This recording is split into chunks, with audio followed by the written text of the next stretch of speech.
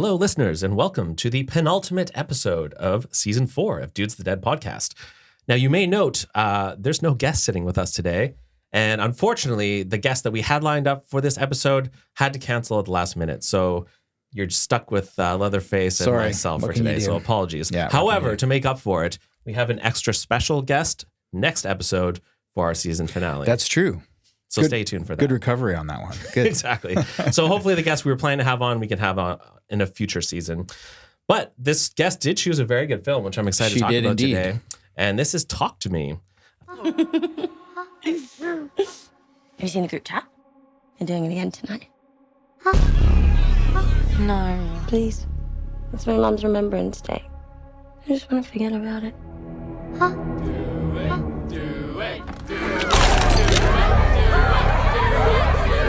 Who's up?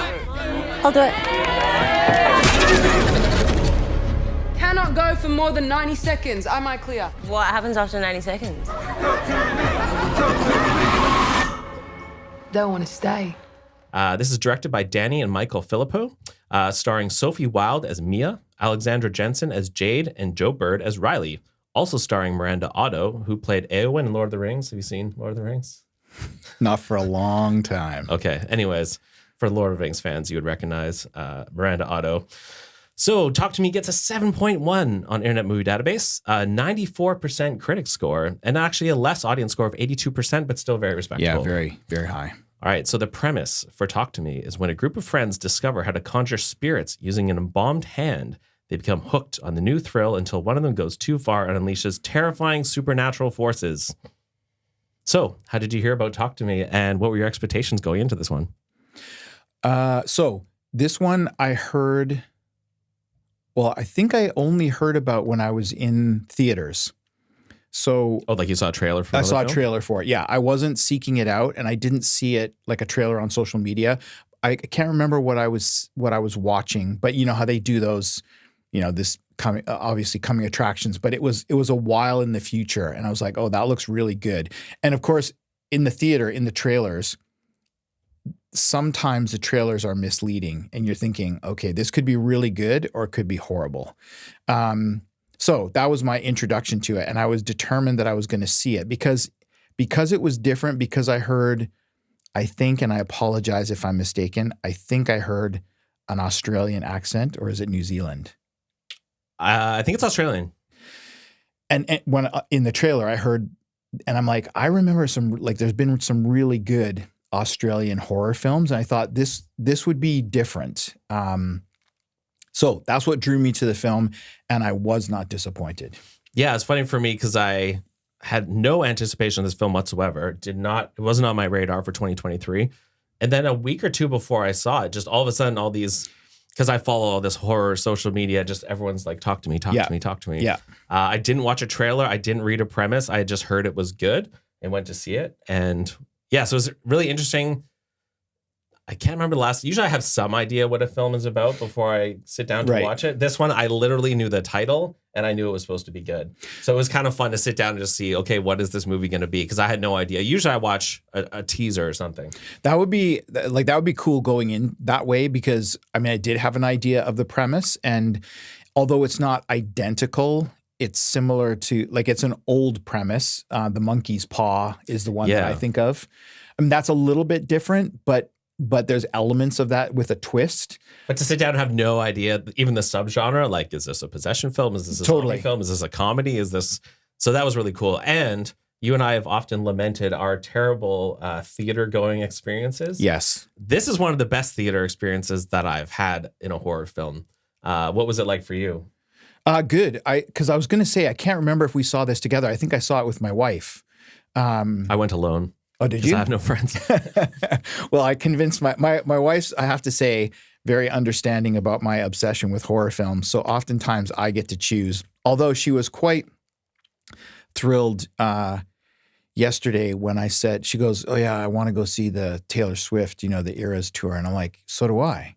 She goes, you're not a Swiftie. And I said, I have every Taylor Swift album, probably more Taylor Swift music than you do. No, I did not know this about you. Yeah, so I wouldn't describe myself as a Swiftie, not that there's anything wrong with it, but I'm very enamored with her music. I think she does like phenomenal stuff, and they're like every single one is an earworm. My It's wife and crazy. daughter went to the film thing. Apparently, it's quite good.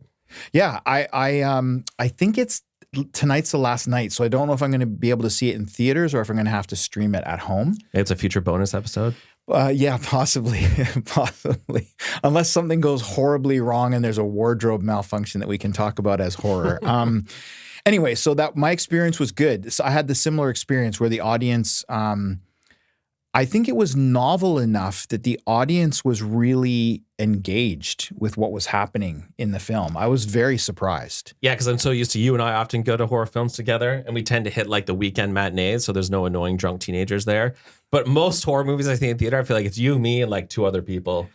Yeah. So to see a horror movie in like a full, pretty packed theater, and with a pretty like casual audience, like there was a woman next to me, and she had brought a blanket. So she spent most of the movie like hiding under her blanket, which was really funny. There's one scene with really graphic violence, which we'll get to in the spoiler section. So one couple actually left during that scene. Oh, really? Right after that. And the guy next to me was just like, oh my God. Oh my God. That was shocking. Holy shit. Like it was cool to see how into it the audience was. And so I think that really enhanced my viewing experience. Yeah, and there's some. I mean, I have lots of good things to say about this film, and I think one of the first things would be that I think the 2 brothers, the 2 directors, are like YouTube sensations, and this is their first feature film, their like first foray into longer feature film territory. Yeah, I had heard that these 2 guys were interviewed by Joe Rogan, so I was listening to that episode. Okay. These guys are crazy. Like They are out there. I saw in an interview too. Superman. It was so funny because Joe Rogan's trying to ask them about the movie. Yeah, they're just like bing, bing, bing, bing, bing. Oh yeah, and they're just going off on all these. So about Talk to Me. Okay, so talk to me about Talk to Me, and they just keep going off. Oh yeah. Like one of the directors, his first job was like experimental medication. Like the first line of, okay, we're gonna try these meds and see like what side effects they give humans. And that was his first job. And he was talking all these stories about being in hospital. I think maybe said he went blind temporarily from. Holy cow! I didn't hear that bit. They were definitely in squirrel mode when the interview. I can't remember who interviewed them. I don't think it was Chris Stuckman, but I think it wasn't Rogan either. I didn't see them on there, but I saw them on an interview, and yeah, they were just all over the map. It was crazy. Like they're quite entertaining, but really hard, like not focused. Yeah, totally. Yeah. And did you find like after you saw the interview with them? I'm just trying to think. Do you think that their personalities translated into the film at all? Like, did you find the film manic? I was a bit surprised. I'm like, how did these guys make this movie? Like, I know. so I was almost impressed how good the film turned out based Right. on how like scatterbrained they seemed to be. Yeah. But they had a lot of passion. They had a lot of energy. And they certainly confirmed a few things for me. So like they spent a lot of time talking like how much they love practical effects and how much they hate CG. And so like even like the possession eyeball thing, like they use like special contacts for that. Oh, okay. And they were saying I wondered about that. the cast members didn't want to wear them. And he's like, okay, I will wear them with you just so that. And he said, oh, they were terrible. I had to take them off. But their passion for practical effects really translates. And then when he talked about what the inspiration for this film was, that confirmed a lot of things for me as well. But yeah, I was a bit surprised that they made such a good film for their first outing when they, like the one guy has all these stunt films where he just throws himself in front of moving cars. Well, I didn't delve into what they do other than this, but yeah, I'm surprised they're still alive, to be honest. But it's kind of cool as they were talking hearing about how that. shocked they were at the premiere and like, oh, Ari Aster's here. And like, Wow. like they had a lot of big name horror people like talking to them and they just couldn't believe that they were in this situation. So Yeah, I mean, like this was very fresh. I really like. I think that was my biggest takeaway from the film. I mean, sure, there are tropes from the genre, but I think, and even though it's an older convention, this idea of the hand of glory kind of thing, the whole thing was a fresh take on it, and I felt that in the film. totally, and not to dwell on this interview too much, but they did actually say they had to fight pressure from the studio or someone to make it more conventional. And Interesting. they're like, no, like we need to keep this. Like I think there was some pressure to like really explain the backstory of the hand. Yeah. And they're like, no, like teenagers wouldn't care about that. Like they Yeah, it just doesn't wanna- matter. Like I think they got into the mind of like teenagers. Everything felt very authentic. And Yeah. the characters felt very authentic. And it does feel fresh for that reason. Because when I heard the concept, it seemed like it should not be this good. Like Agreed. the idea of a bunch of teenagers just like grabbing this hand and talking to the dead. You could see so many scenarios where that would just be your typical cash grabby. Yeah. Let's just make a horror film for the sake of making a horror film. But this is so, I know you don't like this contentious term, but like elevated, I think. Like the quality of film that you get for this premise Agreed. was really shocking to me. Agreed. And yeah, because it could, even if you didn't go down the road of like Hand of Glory, Monkey's Paw kind of thing, it could easily turn into like a Ouija movie. Right? Yes. Like, so And we're going to keep the spoiler free, right? For the first half, and then we'll delve into spoiler in a second. Okay. yeah. So, I mean, and I'm not familiar with the filmography of any of the actors involved, but like what's her name? The Sophie actress Wilde? Sophie Wilde, who played Mia, she was fantastic. Cool story there. They wanted to use her, and the studio said she's a no-namer, so we're going to take $1 million off your budget if you use her. And they're like, well, we're going to use her. So they actually got less money, Wow. and now I guess she's getting all these like offers because she was fantastic. Like her performance is so good. And they said like there's scenes in the film where she was supposed to be like really tired, or so they would tell her like don't sleep. She would not sleep for like days so that she would come to set and have that. Wow. So she was really dedicated to the role, and I think she's one of the best parts of the film. I mean, that says a lot about the director's commitment as well. When you've cast someone, because you hear these stories all the time in big name Hollywood films, right? Well, we wanted so and so, but like scheduling didn't work, or this didn't work, or that didn't work. So we took our second pick or whatever. But they obviously saw something in her that convinced them, no, this is the person who's going to suit this role the best. And I'm very like, that's very impressive that they would have that kind of commitment to an actor in a role and say, no, this is the right person. And no matter how you punish us, right, carrot or stick, we're still going to use this person. Because I agree that, I mean, it's kind of like one of those roles, even though you've not seen her in anything, you can't imagine somebody like you try to imagine a younger actress like Mia Goth doing a role like that. It's like, doesn't fit. It's got to be a no name. Yeah, I agree. I Right? think it really worked that it was a no name. And the authenticity of the relationships, like the way like the mother interacts with Yes. Mia, who's like her daughter's friend. Yeah. And they have that moment in the kitchen together. Like that felt really authentic. It's not like parents versus kids, even though they have that dynamic a little bit, but there's so much humor there. Yeah. When she's like my daughter's vagina is off limits Yeah, or something. that was Or really good. if you guys are having a party, I'm going to punch you in the face. Like the dynamic between the mother and the kids, I thought was really fun, but also very genuine and authentic. Yeah, and even the relationships between like the female bully kind of character. Yeah. It didn't go over the top where like it wasn't a caricature of That's right. like a mean spirited bully. It was like someone who was edgy and definitely a bully, but also was part of their group and had group dynamics Totally. and stuff. Yeah. So I agree, like that, all of that stuff felt so genuine and so true to life. And the sibling relationship, like they fight Yes. a lot, and you almost get the sense that she's kind of cold towards him. But then when push comes to shove, like she obviously loves him and cares about him. Totally. So I think that really grounded it. And I think when I say these types of films sometimes aren't that great, is you take your typical representation of teenagers. Yeah. And just play into Yeah. stereotypes and play into caricature. And so all the characters feeling really human, I think really helped. I mean, I think overall. one of the cool things about this film, and I wanted to go back and watch it a third time because something came up for me. I thought, I didn't really pay attention to that. And you might have picked up on it. So I focus kind of on visuals. And one of the cool things I think in the film is that you see focus on hands Yes. and relationships, which makes sense considering the context of the film. But the other cool thing when I went back, because I came across this and I went back and watched it again, is that Mia is often in yellow yes. and all her friends are in blue.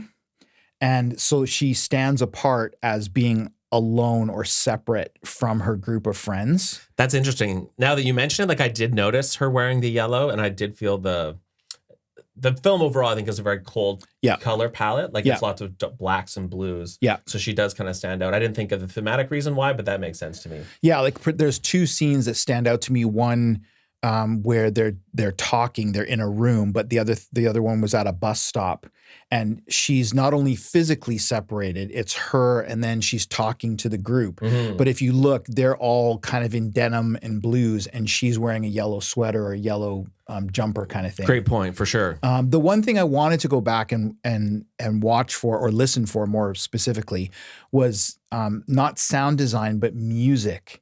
And I couldn't remember. Like, did you read anything, or did anything jump out at you regarding music in the film? I liked the music, but I don't know. I'd have to go back and listen for that. I Okay. think, specifically. Because watching it, I've seen it once in the theater and I rewatched it this week. Yeah. But more trying to overall get a picture Yeah, or yeah. some of like the thematic connections. Because to me, it's like, what is the message of this film? And I think there's some interesting things about that. I guess, is that a spoiler? I don't know if we should talk about it now or after. Yeah, that's I don't know if that is or not. Maybe we talk about that in the spoiler-free section. Yeah, I think so. But the music is kind of playful at times. Like the one part I remember music is during that montage when all the kids yes. are going around Yeah. doing, like it Yeah. had like a fun, upbeat atmosphere. And I think when you see thematically what these directors are doing, it's like these types of activities are fun until they're not. I was just gonna say, yeah, they're fun until something goes wrong. That's right. Yeah. But yeah, it's interesting. I know music made an impact, but I would love to go back and listen again for that reason, because I don't remember it's more instrumental or Yeah, and that more was pop so. songs. I mean, obviously, Because there's lots of teenagers partying and they have songs that match Yeah. that. Kids hanging out and there's music that match that, and then like the fun montage part. But I'm trying to remember when things hit the fan, what the tone of the music is like. yeah, and I mean, there might have been, droney kind of stuff underscoring, but yeah, unfortunately, I didn't really pay attention to that. I think for me, the film was more visual than it was sound design, and that's not a negative. I just think for me, that's what I focused on, because I think the pacing of the film was really good. The practical effects were really good. I mean, the eyeball thing was really great. Like, I thought that was such a cool look. Yeah. And such a nice trigger to know that they've gone to a different place. Yeah. And just the way the film opens too, like it really grabs you. Yeah. Like as someone who was sitting down having no idea what the film was about, it really just gets your attention. Yeah, Pretty quick, absolutely. Which I liked. Yeah, it sets the tone. And they definitely, I mean, we can talk about this in the spoiler section. I mean, they do a nice transition out of the film as well. The ending For sure. makes total sense. Yes. Um, And technically, like the lighting is really good. Like I remember there's a scene where Mia's looking out the window and there's like lightning and rain coming down and you see her reflection. Like Yeah. there was lots of great visual and lighting aspects to this film. So did you notice that? Yeah, I think they have a great visual eye. That, like I said, that was the thing that struck me, were the visuals of the film as opposed to music. The color palette definitely was. There's a coldness, Yes. except for Mia. Mm-hmm. And there's the practical effects are good without going overboard, and I'm sure their budget was limited. Mm-hmm. So they probably were only able to do certain things. And I like how some things are seen through a blur, almost like there's a different dimension there, which I think is what they were suggesting. So sometimes things are crystal clear, and they had a couple of good jump scares, I found, in the film, but they didn't overdo it. No, they didn't. Which also was nice, because considering the content, and probably they were thinking, okay, well, this is going to be for a teen audience. They didn't rely on that. There was a lot of story. There was a lot of character. The writing was good.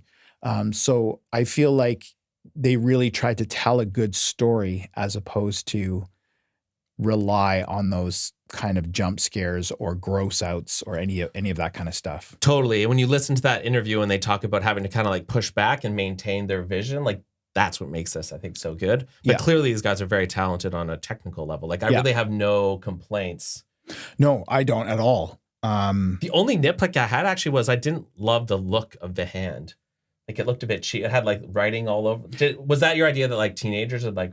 That was scribble my on it? idea. It was Okay. almost because they do say, and it looks like if you've ever broken your wrist, it looks like somebody's hand is in a cast. Yes. And it is supposed to be covered in plaster. Right. So that's the idea, I think. And then, yeah, it looks like people have just signed it. Maybe it's the signing thing made it look not foreign and mysterious, more just like, oh, this is something they found. But maybe that adds to the.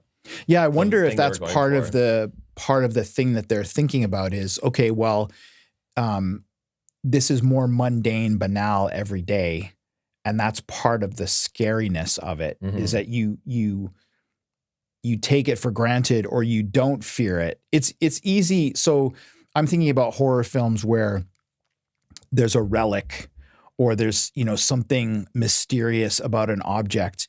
And that's easy to fear because you don't know it. But if it's just this plaster hand covered in people's signatures, I think it's easy to dismiss. That's a good point. Yeah. Right. And then you underestimate the power of it. Or, Exactly. Yes, totally. Yeah. That makes sense. I think the cool thing with this film too is that walks this line between most horror films. You're either in like a tension or a break from tension, or things are light and then they're not. But this one walks a fine line because while the horror is happening, most of the people in the room are having fun. yes. And it's like this kind of jovial atmosphere. But for that one individual, it's becoming horror. Yeah. And so it's cool how they play with, in a scene, sometimes it's from the perspective of the viewers and they're thinking it's hilarious and amazing. And you don't get the perspective of the person who's having the encounter. But then for the person having the encounter, all of a sudden they'll look across the table and you see what they see and you're like, whoa, that is crazy. Yeah. So it jumps between and is walking this fine line between like fun and dread. And I feel like you don't see that very often in horror where you have those two Yeah, things yeah. like mixed together at the same time. Maybe that's what made it kind of fresh. And maybe when you see the thematic elements to this film, it makes a lot of sense. Yeah, that's a really good point, actually. And not to get too much into that thematic part, but I think that really underscores the idea of isolation and friendship, even when you're in a group of people, Totally. right? And we'll delve more into that, I'm sure. But yeah, I hadn't thought of it in those terms, but that might be the freshness of it, is that there's a mingling of this idea of one person's experience being horrific, but everybody else is looking on, having a good time. Yeah. And, if you think about, I mean, I know this will be hard to believe. I was quite the geek in high school. And Me too. I wasn't going to parties and all those kinds of things that many teenagers do.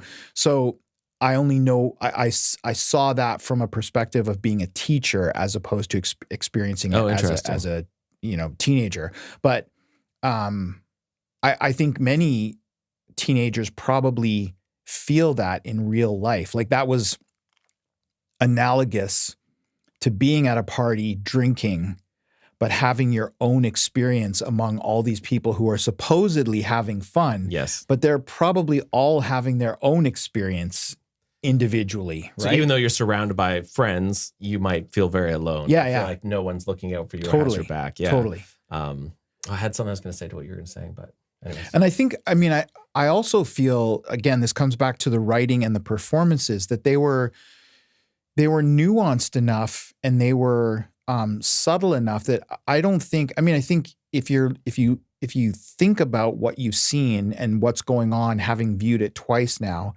you can kind of connect the dots and say, oh, I think that's what they were trying to go for there. That's what they were thinking about. But they're not hitting you over the head with it as you're watching it. It's only in retrospect that you think back and go, oh, I think that's what they're trying to do here. Totally. So I think that, again, that successful directing, writing, performance is that you're not feeling like you're being preached to or that you're being hit over the head, but it's only when you are thoughtful and retrospective that you go, oh, I think that's what they were going for. 100%. And one thing that's sort of frustrated me in the horror genre the last couple of years is it feels like there's a lot of films that come out with like, all right, we're going to be a social message or a political message first. And how can we build a horror movie around that? They do feel very heavy-handed, like they're bringing you over the head with that. But you're right. This one, I think, is definitely a horror movie first. But then when you look under the surface, you can see a lot of social commentary. For sure. So like Winnie the Pooh is probably what you're thinking about. Exactly. Really heavy-handed social message. Come on. Yeah, just going back to what we were saying, like in most horror films, you will see comedy or like to lighten the mood or lighten the tension. But yeah, it's the combination of the things. So I think there's a lot I want to talk about, but I'm struggling to find things I want to talk about that aren't spoilers. I was just going to say though, like I think we can probably transition. All right, so why don't we give our final thoughts in terms of recommendation, then we'll move into spoilers? Yeah, sounds good. So do you recommend people see Talk to Me? I do indeed. And I do recommend, I mean, I like doing this anyway, but I think there's enough in this one that I would recommend you see it more than once. Maybe give yourself a bit of space, but this is one that I think you can keep coming back to and start like any good film or any good genre piece. You can come back and see things that you didn't see or connect the dots that you didn't think were there before. So 100% watch. Yeah, I think this is a very high recommend. Unfortunately, this is probably airing at a point where we can't see it in theaters anymore.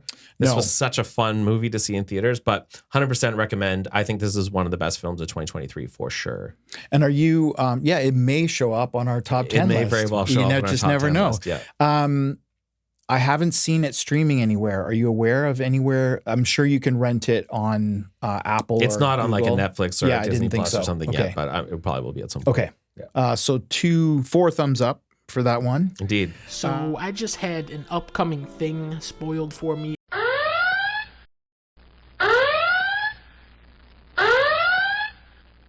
Okay, so spoilers. Okay, so what are we saying for spoilers? What do you want to jump into first? Okay, well, maybe it makes sense to talk about the kind of inspiration for this film. So my thought watching this was like, I think this is talking about either like TikTok challenges or like social media phenomenon. I have an interesting story about that, but it also could be about like drugs or alcohol or like risky behaviors that teenagers do. Yeah. Which are fun until something bad happens and then something that's not fun. Like I felt like there was a lot of parallels there. Absolutely. And so it was interesting that the directors had said the inspiration for the film is they were at their neighbor's house doing drugs, or the neighbors were doing drugs. And then one kid suddenly like blacked out and started convulsing. And he was shocked that people's reaction was not to like run over and help him, but it was to get out their phones and record it. Yeah. And clearly like the first interaction you have with the possessions in this film is through people's cell phones, them watching it on something like a TikTok and be like, oh, we need to go try this. Yes. So I think they were going for partly, activities teenagers can engage in, which may seem fun until they're not, but then also like, oh, if there's a fight or someone's hurt or there's someone in danger, the human instinct now is to take out your phone and record it rather than actually check on and help the person. Yeah. So it confirmed my kind of thoughts that that's kind of what the directors were thinking when they made this. Yeah, that's super interesting. I mean, and because they looked like they're maybe in their 20s or 30s. I don't know. They're pretty young. Yeah. So I'm guessing that they're probably thinking more along those lines. I definitely saw it as that sort of general risky behavior, drugs, alcohol, driving fast, whatever it is. And particularly because stereotypically that age group is invincible, right? This isn't going to happen to me. Yeah. And we've all got stories of like when I was teaching in the early days, I was in a small town and there would be bush parties, and I'm sure every small town has a similar story where it was every weekend until somebody got run over by somebody's truck in the bush. Yeah. And then it was like, and you think, yeah, you're in total darkness, drunk, and getting in a car, and it just so happened that this young man was asleep on the ground and they ran over him and killed him. Yeah. And that's such a powerful universal thing, I think, for teenagers or adults, but more typically teenagers, is just things are fun, whether it's doing risky stunts or skateboarding or drugs or whatever, but then it can very quickly turn into like your worst nightmare. Yeah, and it's literally the flip of a dime. I mean, it's funny because I quite often think about, I'm very thankful that I didn't grow up in an era with cell phones and social media, because I did many stupid things, and none of it's captured except in my memory. But there's this thing, and it probably wasn't a thing when you were a kid, but I remember this trend, and it certainly would have been a TikTok trend if it existed now, and this was elementary school for me because I think I was like grade 3, grade 4, and you would put your back up. My elementary school was a brick building. Mm-hmm. You'd put your back up flat against a wall, and you would hyperventilate, and somebody would be pushing on your. I passed out. Finish your story. So I passed out and ended up in the principal's office. Yeah. Because I guessed the teachers knew it was going on, but they hadn't caught anybody, and they wanted to know what the heck we were doing out in the at recess time. That's the story I was going to bring up. Is I remember as a kid, like coming downstairs, and my sister and her friends were doing this exact thing. Oh, interesting. Where they're in a room, and you would hyperventilate and go up against the wall, and usually they'd push on their throat, until they passed out. But everyone who did it, when they woke up, were like, oh, like it feels like, because you almost have like a high after waking up. And it just, when you say it, it sounds so stupid. It does, I know. But at the time, so I did it once, and it did feel kind of fun. And you're like, oh, that was so crazy. I can't believe that was still a thing so many years later. Yeah, and they're saying like that was a TikTok challenge, like the blackout challenge or whatever. Oh, I didn't know that. So like, that's the first thing I thought of when I saw this film. It's like, it seems like it was that exact atmosphere, right? You have a group of people just sitting around, everyone's laughing and thinking it's fun, but there are people who've died from doing that. Yeah. And so, and then there's also like these, like the Tide Pod challenge. Yes. People eating Tide Pods, and some people died from that, or like, douse yourself in kerosene, light on fire, and see how long it takes. Like just stupid, really risky things. But that blackout thing to me, like what's happening in this film felt exactly how that was feeling. Yeah, totally. And people aren't necessarily looking out for your best interest. No one was like, oh, you could die from this. We should probably stop. I was like, yeah, do it again. They're like, oh, it's my turn. Yeah. So I think that's very clever. And they didn't reference that phenomenon specifically, but it's interesting that you and I had the exact same I didn't story. realize that. I hadn't heard. Well, of course, I've never told you that story, I don't think. But No. Because it doesn't come up in conversation. Hey, you know what I did when I was in grade 4? Not something you go around trying to publicize. But you know what? Having talked about that, that little thing about kids not having their friends' best interest, and it's just where they're at developmentally, right? They're self-centered.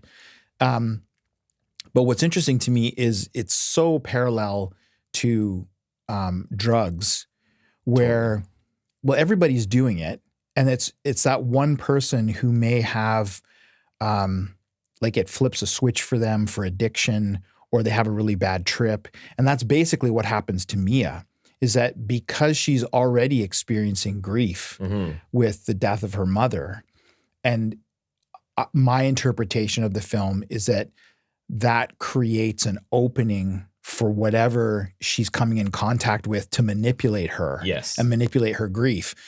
Her friends have no frame of reference for that. No. So they don't understand Mia's addiction to want to keep going back connect with, because she never says until much later. Now that you say that, like they kind of get both.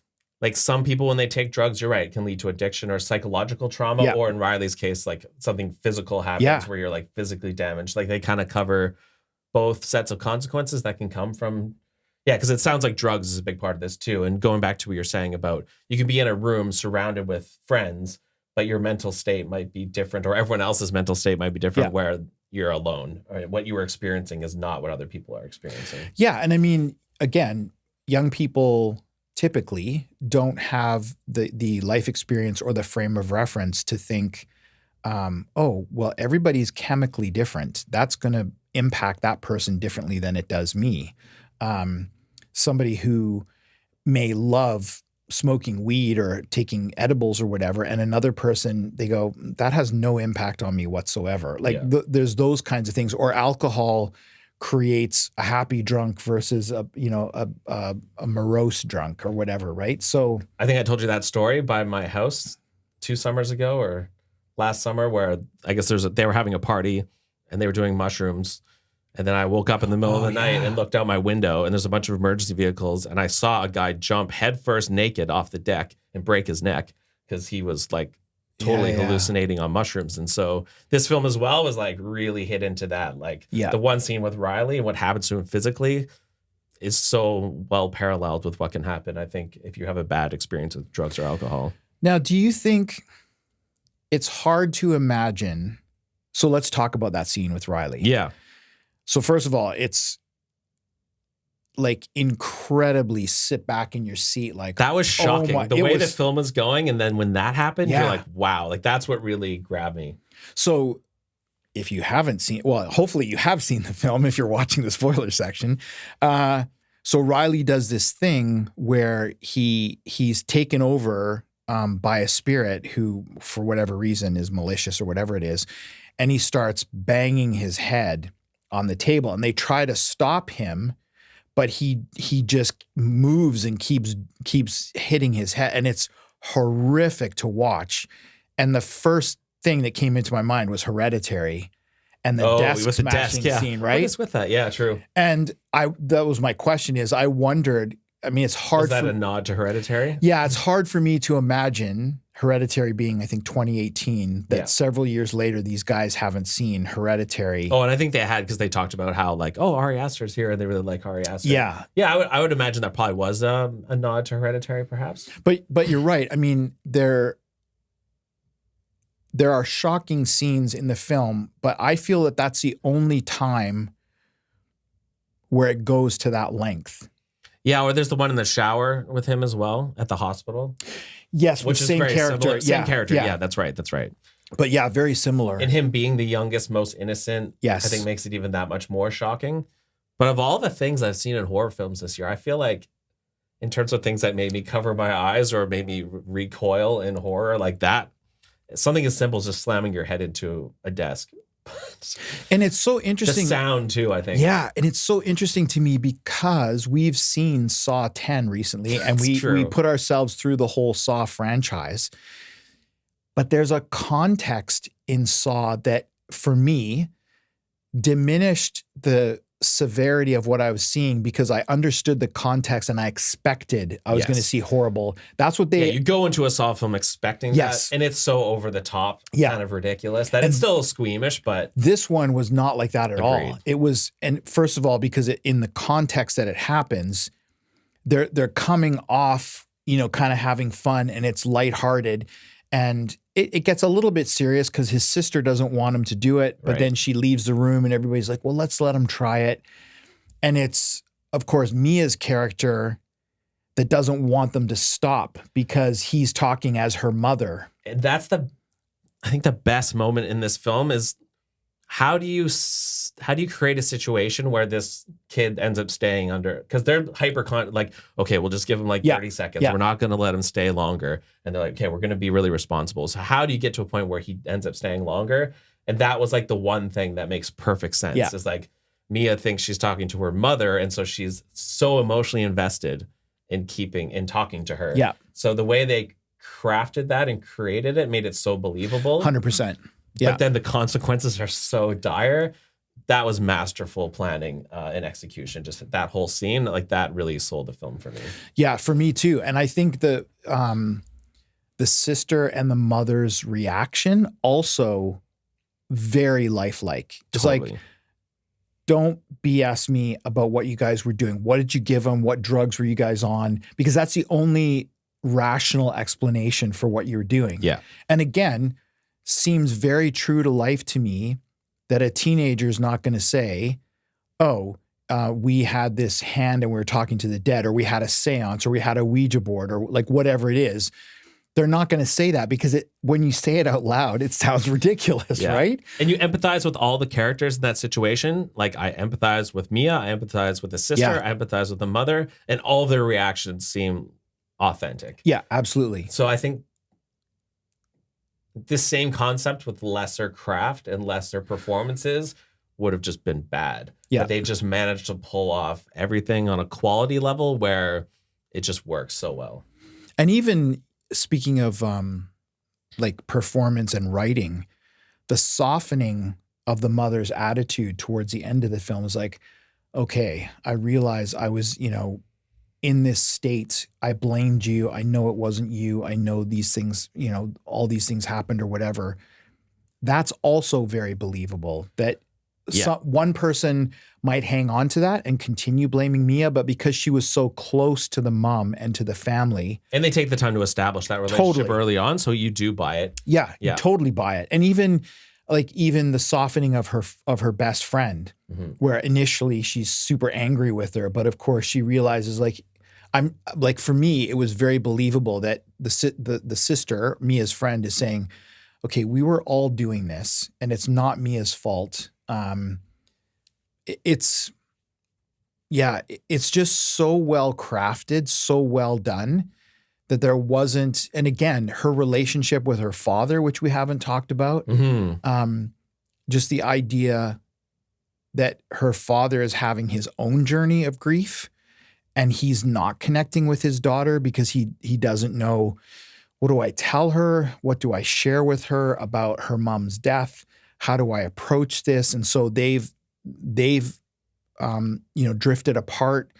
Like all of that stuff is so, the themes of grief and loneliness and friendship and different stages of life, you wouldn't think on the surface that two young guys making a horror film could do something that in depth or with that much depth. Especially when you hear them interviewed, because they just see these goofballs. Like when you hear Ari Aster, you're like, yeah, I can see how a guy like that who's this thoughtful can make something like Hereditary. And you see these two guys, they look like the guys from Jackass. And you're like, yeah, totally. Totally. But yeah, that's cool. I mean, good for them.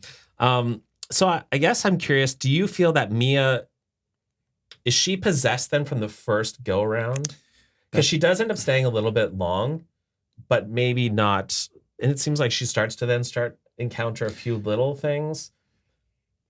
But like when Riley stays too long, he's taken over and those violent things are happening. So does that mean different demons whatever they are, dead people, spirits, react differently in different people?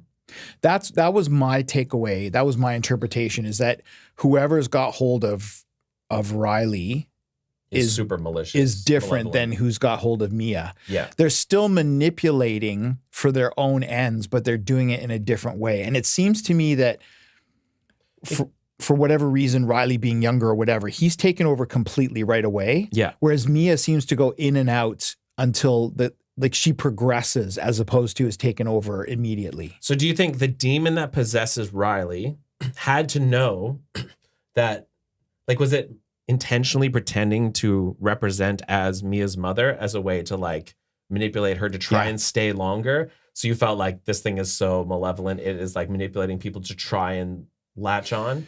It seemed to me that was for, like, I don't know that, what the other side is connected, but for like, explain it away as you will, either like whatever vibe Mia was giving, or the fact that Mia and Riley had done it so close together that her energy was still connected to the other side. So they were able to manipulate that. Whereas Mia's like doing it at home by herself. Yes. And that maybe speaks to that addiction piece. Like for some people, they have to keep doing it like behind closed doors, but she never gets possessed to that level of Riley where she's like hurting herself. And the guy at the very beginning, right, kills himself as well. Yeah.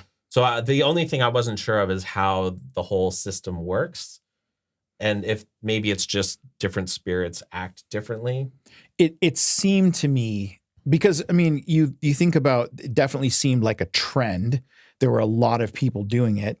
Not all of them are killing themselves or doing something dangerous. Because you had to keep it under a certain time threshold, right? Yes. But then once you cross that time threshold, it can take a hold of you a bit more. That's the explanation. Yeah. So was there ever a point of view where you thought maybe Mia's mother was actually there, or is it always just someone representing or manipulating, and that's never the case? I felt it was always manipulation. Yeah. Okay. I mean, because the way the end of the movie works suggests that it's possible that it could have been her mother, I guess, right? How do you think? Well, big spoilers now. If you've not seen it, you should go see it first. Huge spoilers. So at the very end, Mia ends up being on the other end, right? Yes. And the final scene is some guys in a cabin speaking a different language, and then she's on the other end. Yes. But she's not necessarily a malevolent force. She's herself. As far as we can tell. As far as we could tell. Yeah. So by that logic, then her mother could have been on the other side in her true form or good form. There's nothing definitive saying that some of those times couldn't have actually been her mother. Yeah. And some of them couldn't have been a manipulative. Am I remembering right though that whatever she's seeing kind of changes in the back. Like sometimes it's a more decayed picture of her mother. That's right. Yeah. Yeah, when she's at home with her, like her face is like It seems like her mom's face is clearer and younger and less dead. Yeah. And then later it seems like it's a different vision of her mother. and this is why the film is so good and maybe why those guys were so smart to not fully divulge how everything works. Like that sense of mystery and not knowing, like it keeps us questioning how it works. But that's kind of fun. Yeah, because I mean, either way, I mean, unless like I haven't, and I've never done this with a film, but I'm sure somebody out there will do it or maybe has done it. I haven't looked at the film frame by frame, so I haven't connected. Oh, at this point, the vision of the mom changes, Yeah. and that's connected to this, which is related to like I haven't done that kind of a And deep that's where dive. multiple rewatches would be kind of fun. Yeah, absolutely. Because there's also some discrepancy where she actually, so it's a two-way, she ends up going into their world. Yes. Because the spirit she's talking to, the little girl, Yes. says, I let you in. Yeah. And she goes to the other side and she sees Riley being like Yeah. torn apart Yeah. or tortured. But then remember, the sister says, oh, he's doing better. But Yes. she's like, no, he's being tortured. I need to go in. So again, is that her being manipulated? Yeah. Well, that's what I thought too. I thought they want him dead. Yes. So they're manipulating her As to a way kill to him. kill him. So he wasn't necessarily being tortured. He was actually getting better. But she was given that. Again, Yes. she's being manipulated. Yeah. Yeah. Yeah, it's interesting because the demon, the first time possesses Riley. Yeah. But is talking to Mia as if it's her mother. Yeah. But then Mia goes in later and also talks with the mother. Right. So is that the same spirit? Are they working together? It's just so interesting. Yeah. And because I mean, another or an alternate interpretation is the first time it is her mother. Right. And then something else sees the opportunity to manipulate the situation Yeah. and takes over. And apparently A24 asked them to make a sequel. So Oh, really? the guys are all writing a sequel. And it said it's cool. They've actually written 2 versions of the sequel. Oh. So one version is it's a continuation with these characters. And I Yeah. think the second version is just the same. It's The Hand, but with a different cast of characters. How do you feel about that? I guess it depends. I think this was good enough. I will give these guys the benefit of the doubt. Right. I would be excited, I think, to see another one. I think I would rather see a new set of characters, though. Yeah, I was going to say, I don't know how much, I mean, there's lots you could learn about the characters, but I kind of would prefer to close one story and start a new one. I think so. Is it too, though, a bit of a one-trick pony? Like you don't have like a Michael Myers or a Jason Totally. like to thread it through. It's like, okay, are we just gonna have more people to talk to me thing? Yeah. I feel like there's maybe only so much you can do with this concept, even though they executed it really well. Yeah, I mean, the only thing I could see, well, a possibility, not the only thing, a possibility I could see is if the follow-up story were on the other side. Mhm. And like an Insidious, Oh yeah. where we spend a bunch of time on the other side of the veil. And then maybe that might make an interesting story if they do more of the back and forth. Yeah. Although now that we're talking, I feel like it's limited what you can do with this I agree. concept. I think I'd rather see these guys make another horror I agree. film than make a sequel to Talk to Me. Yeah. Actually, yeah. Yeah. Because I think they're obviously super talented and they have lots of good ideas and a fresh style. But maybe I'd rather see something different. Yeah, because I mean, I think like most films, you know, you come up with a great concept to start with, and then you just beat it over the head for Yeah. 9 films to, you know, make a franchise. And I would really hope these guys seem not just bright enough, but also committed enough. And who knows? I'm not suggesting that I wouldn't like take the carrot. But maybe if they're dangled enough money, they go, okay, well, yeah, we'll do that. Yeah, I think they were so flattered because Yeah. they had no idea this film would do Totally, what it did. So I totally. think they're like, oh yeah, we'll make a sequel. I mean, in terms, if they were able to live up to the writing, the production, the practical effects, the storytelling, I would give them the benefit of the doubt. Okay, show me what you can do if you continue the story. I kind of like the model of the Conjuring universe where it's all in the same universe, but you get different stories. So you get the Nun, you get Annabelle, you get the Conjuring films. Not that I want something of the quality level of the Nun. I was going to say they're of varying quality. And even the last one, I mean, I saw, well, it's similar concept. It's not the Conjuring, but Insidious, the Red Door. Yes. You really, in that one, you're really telling the same story over and over and over again. But yeah, I mean, I would give them the benefit of the doubt to say, okay, well, show me what you can do. How do you envision carrying this story? Because maybe they've got, I mean, this was obviously fresh enough that we both really enjoyed it. Maybe they've got some fresh ideas that would surprise us, right? Yeah. Did you like the ending? I did like it. I found it predictable. Right. I also liked how when she takes Riley from the hospital, again, I think to their credit, they didn't feel it necessary to show how we got from her contemplating throwing Riley into traffic to her getting into the traffic. Whether she had a moment of clarity and thought, I can't do this, I need to throw myself, or because it doesn't matter. In the end, Riley's reunited with his sister. We know that he's on the mend.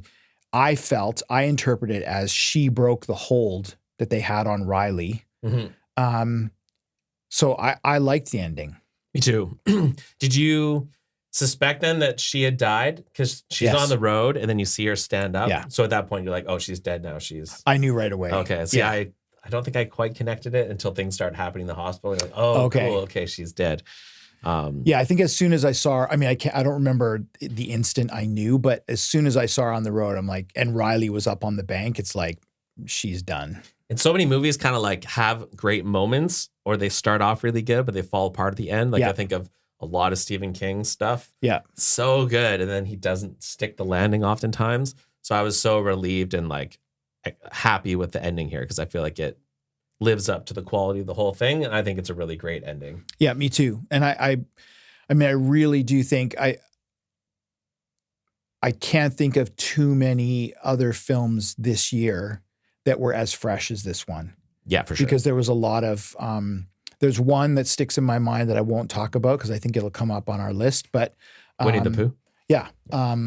But I think very few have offered us a fresh concept. There's a lot of remakes and reboots and franchise editions and all the rest of it, but this one was really fresh and really and some were new. Fresh, but maybe too fresh and didn't quite deliver. Yeah, like Skinamarink. Yeah, or something. Like some great concepts, but they didn't follow through for whatever reason, right? Yeah, this one really executes. Yeah, and I liked that. Oftentimes, like some of the higher profile horror films are ones you hear about in advance and people are anticipating.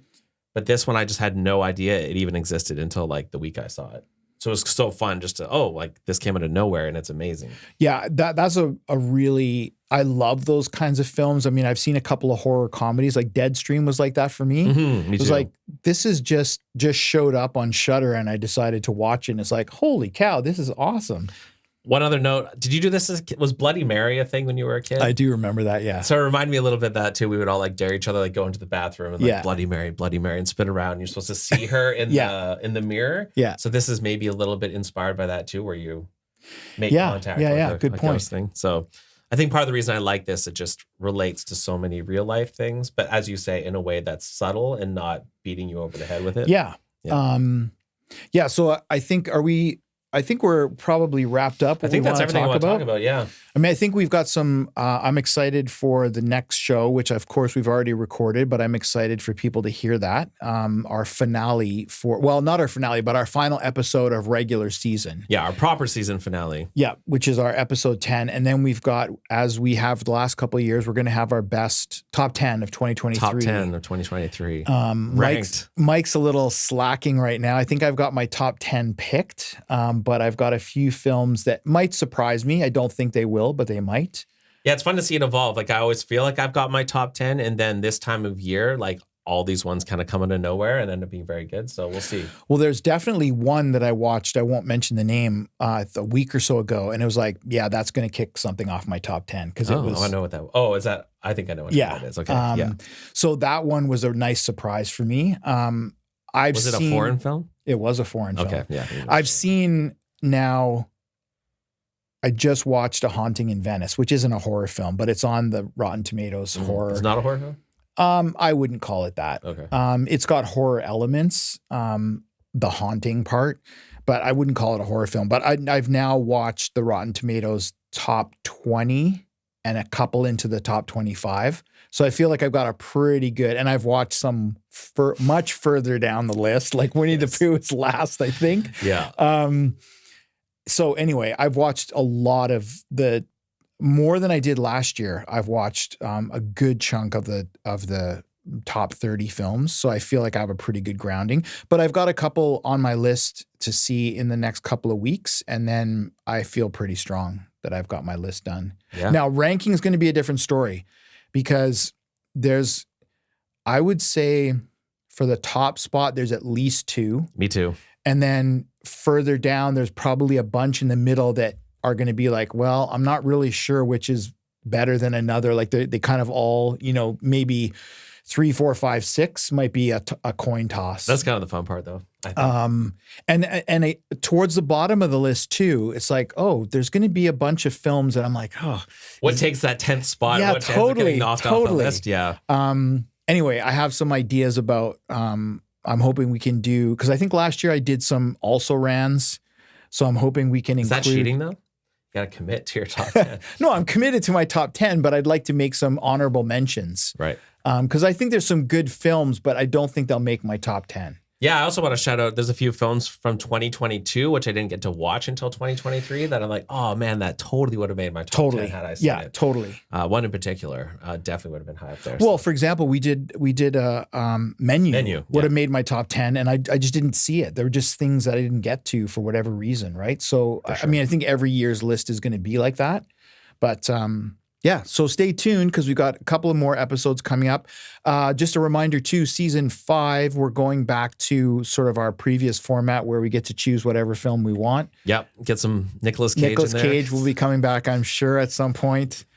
He's got a couple that he always has a couple. yeah. He's such so a big prolific. backlog. He is. Yeah, we could choose anything really. Con Air, maybe. We'll do. That's a classic. horror film. His haircut is a horror in that one. Oh, I love anyway, his, anyways, yeah, we're way off topic here. Way off topic. If you're watching this on YouTube, please like and subscribe, as that really helps with the algorithm so new people can find us. And if you're listening, maybe you can check us out there. But thank you for listening. and We'll see you in the aisles.